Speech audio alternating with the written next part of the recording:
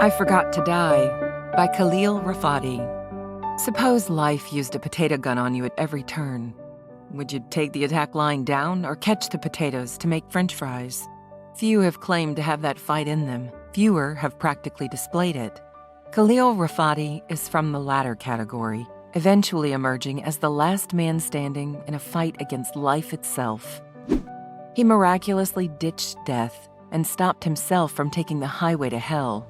His story begins in Toledo, Ohio, a place that haunted him for most of his life and cursed him with many vices. A torment called life. Khalil was born prematurely to a Polish-Jewish mother from her second marriage and a Palestinian Muslim father. Khalil's mother also had a son from her first marriage. Not wanting to raise another man's child, Khalil's father sent Khalil's stepbrother to an orphanage. After some time, his mother begged her husband to bring back her eldest son. Khalil's innocence was stripped away from him with his stepbrother's return. He started sexually abusing the 5-year-old Khalil frequently. Feeling disgusted and betrayed, Khalil confided in his mother, who shunned it as brotherly love. Khalil was heartbroken and confused. His brother's inappropriate conduct continued until his friend Greg Huffman stood up to protect him. A hero to Khalil, Greg passed away at a young age. Saddened at Greg's demise, Khalil begrudgingly chose to become invisible to survive his brother's sexual onslaught. It was a hard choice for him, as he longed to be seen, heard, loved, and appreciated. Later, Khalil's mother filed for divorce while his stepbrother left for the Naval Academy. Just when things started to normalize for Khalil, he experienced another sexual assault, this time at the hands of his idol, his swim instructor. That incident stripped away the last of the 10-year-old's remaining innocence. Brutal betrayals became a recurring theme in Khalil's life. His escape from reality. Another tragedy soon followed, as Khalil lost his most trusted friend to an accident. Only self-doubt, abandonment, and hatred remained. Khalil started acting up at school and developed a knack for drinking, smoking, vandalism, and taking amphetamines. Losing consciousness and experiencing severe panic attacks became a common occurrence. His only refuge was punk rock, teen movies, music videos, and girlfriends. Alcohol and drugs were fueling his life. At age 12, he was arrested for shoplifting. Around age 14, he got expelled from school because of a scuffle. All went downhill from there. His existence revolved around gang life, shootouts, juvies, and courts. By his late teens, he was neck-deep in dealing marijuana, selling stolen items, and arson. He was, nevertheless, determined to escape all this, his demons, his past life, and most of all, Toledo. Down the rabbit hole. With $600 in his pocket, he packed his bag, got in his car, and abandoned Toledo. Excitement filled Khalil's heart as he arrived in the City of Angels. Adamant on changing his circumstances, Khalil took a job detailing cars at a BMW dealership in Beverly Hills. This newfound job had him work for high-profile clients like Elizabeth Taylor, Jeff Bridges, Slash, and Axl Rose.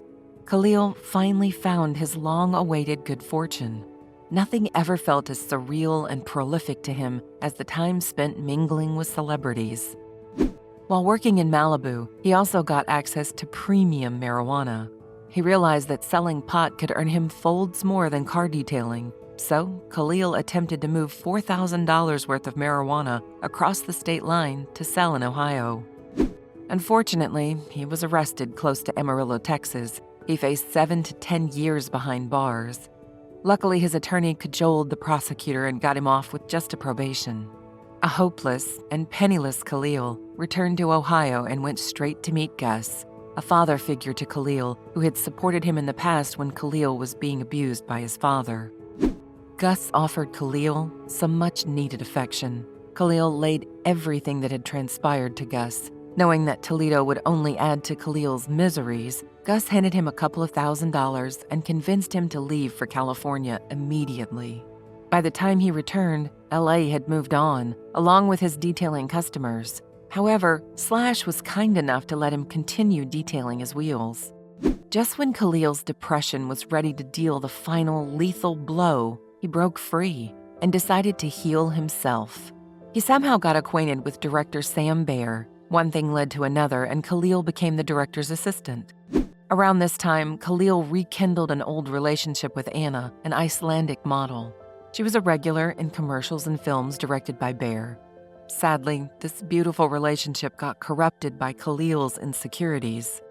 He started drinking with a brazen fervor. When the relationship turned unbearable, Anna flew back to Iceland, breaking all ties with Khalil. The breakup left him mentally shattered and physically distraught.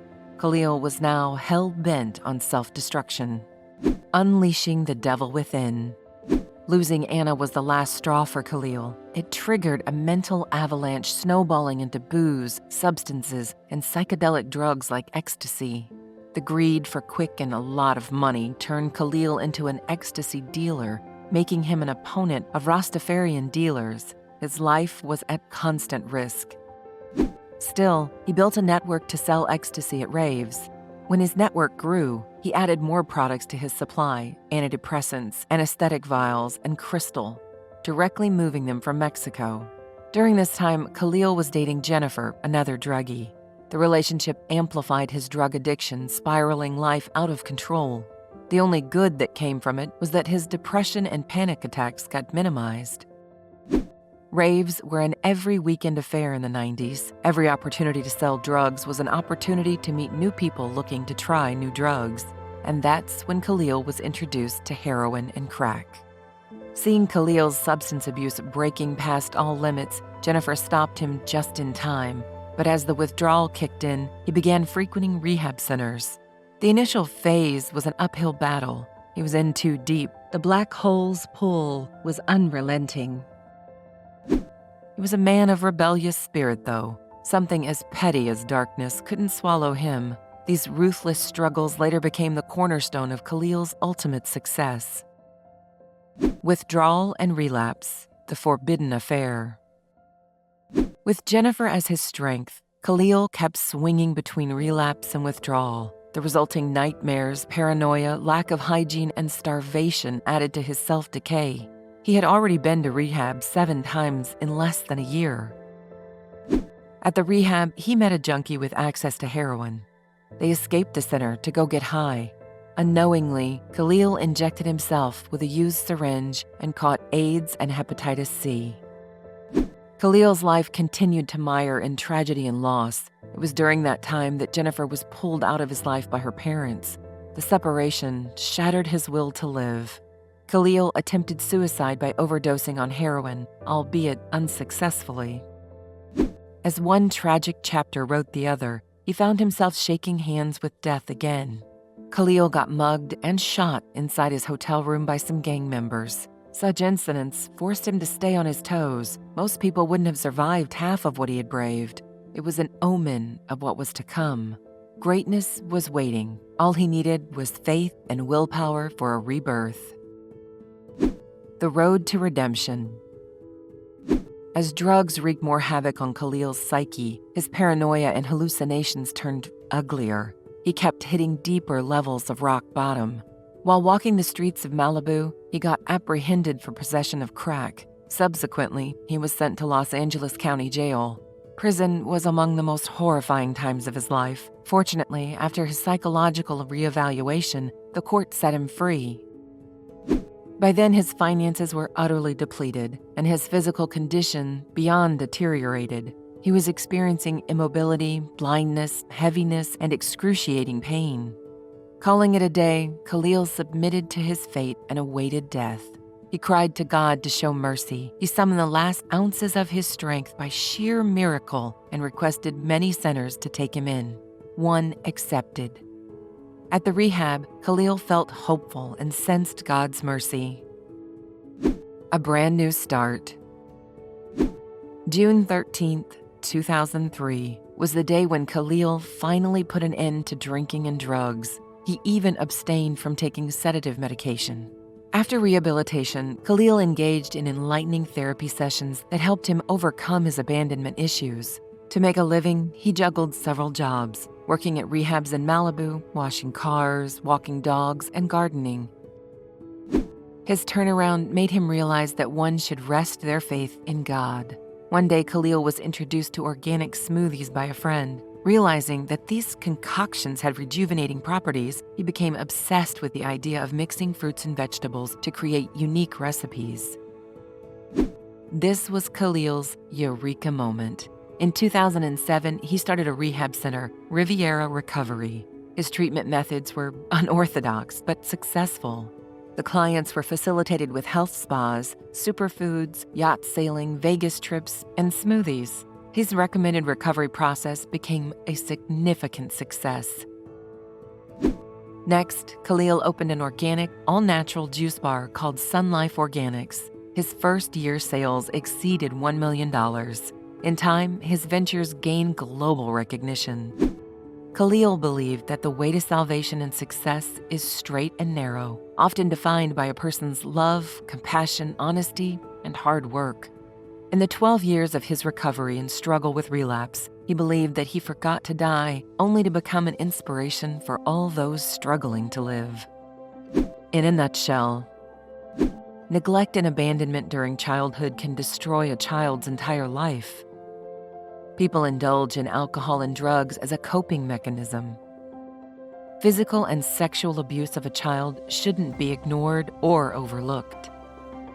Be it any career, building professional connections must never be ignored. Getting convicted for drug trafficking brands you a convict and a hopeless case. Withdrawal and relapse are common for druggies. Only through sheer willpower can one fight off addictions. Putting your faith in God is the only way to conquer your problems. Facing your fears head-on is the only way to overcome them. Determination, honesty, and compassion are vital when pursuing your ambitions.